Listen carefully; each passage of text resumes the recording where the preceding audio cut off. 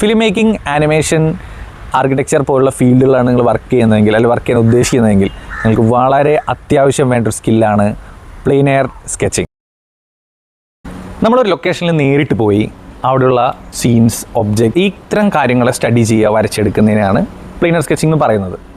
ഇത് ഒരു ഫോട്ടോയിൽ നിന്നോ വേറെ എന്തെങ്കിലും റെഫറൻസ് നിന്ന് വരയ്ക്കുന്നതിനേക്കാളും വളരെയധികം നമ്മളുടെ ആസ് എ ക്രിയേറ്റർ നമ്മുടെ സ്കിൽ വളരെയധികം കൂട്ടും.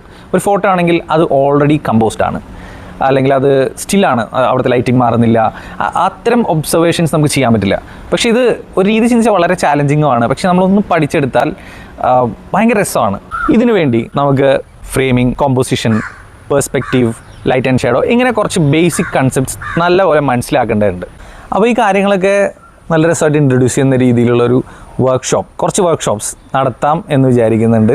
നിങ്ങൾ ഇൻട്രസ്റ്റഡ് ആണെങ്കിൽ നിങ്ങളുള്ള സ്ഥലം ഒന്ന് കമൻറ്റ് ചെയ്യുക, അല്ലെങ്കിൽ DM ചെയ്യുക. കമൻറ്റ് ചെയ്യുന്നത് നന്നായിരിക്കും. അപ്പോൾ അതിനനുസരിച്ച് ആ ഭാഗത്ത് വർക്ക്ഷോപ്പ് വരുമ്പോൾ അറിയിക്കും. അപ്പോൾ അടുത്ത വർക്ക്ഷോപ്പിന് വരുന്നത് കോട്ടയം RIT ഗവൺമെൻറ് എഞ്ചിനീയറിംഗ് കോളേജിലാണ്. അത് ഈ ഫ്രൈഡേ തന്നെയാണ്. അവിടെ വെച്ച് കാണാം. ബൈ.